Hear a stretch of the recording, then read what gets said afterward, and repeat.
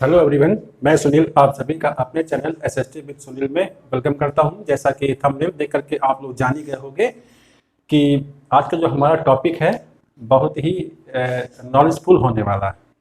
ठीक है, भारत का राजनीतिक एकीकरण, यूनिफिकेशन। जिस प्रकार से मेरी प्रीवियस वीडियोस में आप लोगों ने देखा होगा कि मैंने unification of Italy, unification of Germany, अब हम बात आज करेंगे यूनिफिकेशन ऑफ इंडिया।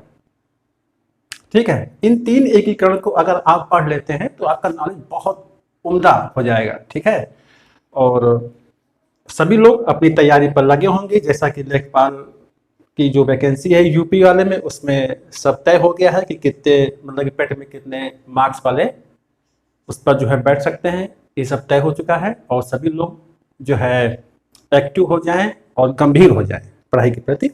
तो आते हैं अपने टॉपिक पर। हिंदुस्तान, जैसा कि मैं बना हुआ है, जिस वक्त हमारे देश की आज़ादी की बात चल रही थी, 1947 का भारतीय स्वतंत्रता अधिनियम जब पारित हुआ तो उसमें यह था कि भारत छोड़ करके अंग्रेज तो जा ही रहे हैं। ठीक, अब इसके बाद क्या होगा? द्विराष्ट्र का सिद्धांत ये भी बना इसमें, एक पाकिस्तान और एक हिंदुस्तान। और जो तीसरा पॉइंट था वो ये था कि जो रियासतें हैं इनका क्या होगा। तो ये तय किया गया कि रियासतें स्वतंत्र हैं, वे चाहें तो पाकिस्तान में चली जाएं, वे चाहें तो हिंदुस्तान में चली जाएं। ठीक, और या चाहें तो अपना एक स्वतंत्र वजूद बना करके रख सकती हैं। तो इस प्रकार से उनको वो आज़ादी मिल गई। तो लगभग 565 565 रियासतें 565 रियासतें थी हमारे देश में, जिनमें से 562 जो रियासतें थी, 562 वो उन्होंने बिना किसी वो जो है विरोध के या प्रतिरोध के अपने आप को भारत संघ में शामिल कर लिया। लेकिन बची 3 रियासतें जिनको शामिल करने के लिए थोड़ा जनमत संग्रह या सैन्य बल का प्रयोग करना पड़ा इंडिया को। ठीक है, तो वो 3 रियासतें थी आपकी, कश्मीर थी, जूनागढ़ थी और हैदराबाद थी। इसके लिए थोड़ा कड़े कदम उठाने पड़े। जैसा कि उस दौरान की बात है, जो अंतरिम सरकार बनी थी, उस अंतरिम सरकार में जो सरदार वल्लभ भाई पटेल थे वो प्रधानमंत्री थे और इसके अलावा गृह मंत्रालय भी उनके अधीन था। और इसके अलावा बीपी मेनन जो इनकी मतलब कि सहायक थे, इन दोनों ने मिलकर के भारत के एकीकरण को संभव बनाया। अब इन 3 रियासतों के बारे में क्या है, हम इस मुद्दे पर आते हैं। मुद्दा यह है, कश्मीर सभी जानते हैं नॉर्थ में पड़ता है। महाराजा हरि सिंह जो थे उस दौरान जम्मू कश्मीर जो कि एक रियासत थी वहां के राजा हुआ करते थे। और क्या था कि जब जम्मू कश्मीर, जिसको धरती का स्वर्ग भी कहते हैं, ये पाकिस्तान है। तो पाकिस्तान जब ये रियासत स्वतंत्र थी, अपना स्वतंत्र वजूद बनाए रखे हुई थी, तो पाकिस्तान को लगा कि मैं सैन्य बल का प्रयोग करके इसको अपने अंडर में कर लेता हूं। और इसने फिदायीन हमले कराने शुरू किए और हमला इतने तेज हुआ कि श्रीनगर तक पहुंच गए। ठीक है, जो पीओके आप देखते हो आज, पाकिस्तान ऑक्युपाइड कश्मीर, पाकिस्तान अधिकृत कश्मीर, ये उसी के अंतर्गत आता है। ये उसी का एक मिस्टेक पॉइंट था। ठीक है, तो वो शामिल हो गया। तो जब देखा कि सेना आ चुकी तो महाराजा हरि सिंह को लगता है कि अब बात जो है मेरे आपे से बाहर हो रही या मेरे बस में नहीं रह जाती है। तो इन्होंने शेख अब्दुल्ला को अपना दूत बना करके दिल्ली भेजा और वो जवाहरलाल नेहरू और सरदार वल्लभ भाई पटेल से मिलते हैं और फिर सेना वहां पर भेज जाती है और महाराजा जो है हरि सिंह वो स्वतः विलय कर देते हैं। कब करते हैं? 26 अक्टूबर 1947 में। फैक्ट है, याद कर लेंगे। ये अपने आप ही झुक जाते हैं। ठीक है, उसके बाद जो अंतरिम सरकार बनती है वहां पर, तो वहां पर प्रधानमंत्री जो है वो शेख अब्दुल्ला बनते हैं। ठीक है, और 1952 के दिल्ली समझौते द्वारा जम्मू कश्मीर को विशेष राज्य का दर्जा प्रदान कर दिया जाता है। और इसके बाद अभी वो मतलब कि हाल ही में 5 अगस्त 2019 के आदेशानुसार यह दर्जा समाप्त हो चुका है, विशेष राज्य वाला, धारा 370 के तहत। ठीक है, तो ये था कश्मीर का मामला, इसको शामिल कर लिया गया और ये भारत का हिस्सा बन गया। उसके बाद आता है जूनागढ़। जूनागढ़ आप देखोगे तो ये गुजरात के दक्षिण पश्चिमी भाग में पड़ता है जूनागढ़ रियासत। ये गुजरात के दक्षिण पश्चिम में है और यहाँ की जो अधिकांश जनसंख्या थी, ये फैक्ट है, यहाँ की अधिकांश जनसंख्या जो थी वो थी हिंदू और शासक था मुस्लिम। और वो चाह रहा था कि जल सीमा से लगता है पाकिस्तान, तो ये पाकिस्तान में शामिल होना चाह रहा था। ठीक है, उसके बाद क्या बदलाव आएगा वहां पर? वहां के जो उसमें राजा थे, जो नवाब थे, वो थे मोहम्मद महाबत खान जी थे, जो कि मुस्लिम थे। और जो शुरुआत हुई वो मंगरोल और बाबरियावाड़ की जो रियासतें थी वहां पर छोटी छोटी, जो उसके पड़ोसी राज्य थे, उन लोगों ने भारत में शामिल हो जाने की मतलब की घोषणा कर दी। लेकिन अब जो नवाब हैं वो बल प्रयोग करते हैं और फिर से जो है मंगरोल और बाबरियावाड़ पर अधिकार कर लेते हैं।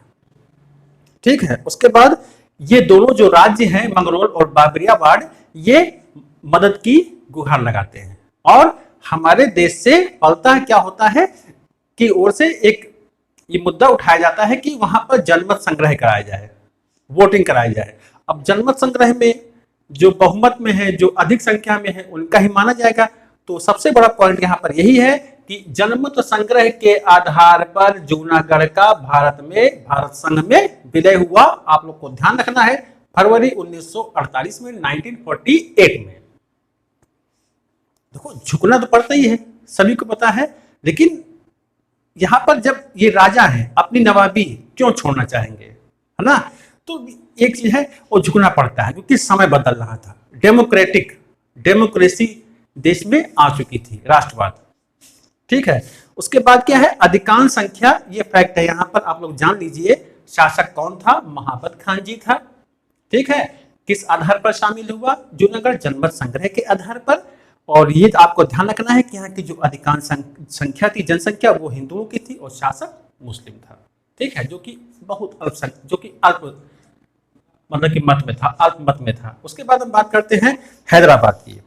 देखा जाए तो तेलंगाना और आंध्र प्रदेश की राजधानी है और उस समय की इन 565 ये रियासतों में सबसे बड़ी रियासत हैदराबाद की हुआ करती थी। इसकी अपनी सेना हुआ करती थी।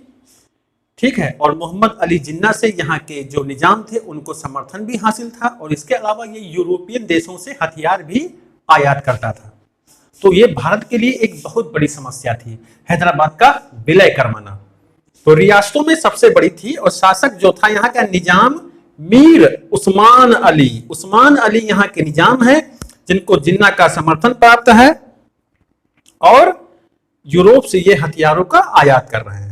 लेकिन जब इतना सब देख लिया जाता है और यहाँ की जो अधिकांश जनसंख्या है वो है हिंदू, तो यहाँ पर क्या होता है कि मुसलमान जो है वो गुट बना करके इन हिंदुओं के ऊपर अत्याचार करने लगते हैं, जो कि बहुत ज्यादा बढ़ जाता है। तो उसके बाद दोनों ही अपने अपने ईगो में है। सरदार वल्लभ भाई पटेल भी नहीं मतलब कि झुकने वाले हैं और निजाम भी उस्मान अली बेहद जिद्दी है, वो भी नहीं झुकना चाह रहा है। सभी जानते हैं कौन नहीं झुकना चाह रहा है, सभी ना। तो अब इसमें क्या होता है, दोनों की बात बन आती है कि अब झुकेगा कौन, है ना। तो अब बात आती है 13 सितंबर 1948 को ऑपरेशन पोलो चलाया जाता है भारतीय सेना के द्वारा। ऑपरेशन पोलो फैक्ट है, याद कर लें, के तहत सैन्य कार्रवाई द्वारा विलय कर लिया जाता है किसका? हैदराबाद का। लेकिन जो कि निजाम है, शासक है, तो उसके मान सम्मान को बनाए रखने के लिए इसको हैदराबाद का गवर्नर बना दिया जाता है। एक प्रकार से कठपुतली शासक, कठपुतली, ठीक, गवर्नर बना दिया गया सम्मान के लिए। अब यहां पर भी फैक्ट है, अधिकांश जनसंख्या हिंदू है और शासक मुस्लिम है। अब आपको यहां पर ध्यान ये रखना है कि सबसे पहले किसका विलय हुआ इन सब में, तो आप देख रहे हो 26 अक्टूबर 1947 में इसका हुआ, उसके बाद फरवरी 1948 में इसका हो रहा है और 13 सितंबर 1948 में बाद में हैदराबाद का विलय हुआ। ये आप लोग को विशेष तौर पर याद कर लेना है कौन कौन शासक थे। निजाम मीर उस्मान अली हैदराबाद के निजाम थे, जूनागढ़ का शासक था महाबत खान जी और कश्मीर के थे महाराजा हरि सिंह। ठीक है, और इनका जब विलय हो गया तो भारत का एकीकरण कंप्लीट होता है। जिस प्रकार से जर्मनी का एकीकरण बिस्मार्क ने किया था और जिस प्रकार से इटली का एकीकरण गैरिबाल्डी ने किया था, काबूल भी था, विक्टर इमैनुअल भी था, और उसी प्रकार से अपने हिंदुस्तान का एकीकरण सरदार वल्लभ भाई पटेल के नेतृत्व में हो रहा है, हुआ। तो कैसा लगा मेरा आज का वीडियो, कमेंट बॉक्स में कमेंट करके जरूर बताया करें आप लोग, बड़ा वेट करता हूं आप लोगों का। तो वीडियो कैसा लगा, चैनल को मेरे सबसे पहले भाई सब्सक्राइब कर लीजिए, और ताकि आप लोग को अच्छे अच्छे वीडियोस मिलते रहे, और बेल आइकन जरूर दबाएं और पढ़ाई के प्रति समर्पित रहना सीखें, समर्पित रहें। तो मिलते हैं आपको नेक्स्ट वीडियो में। Thank you.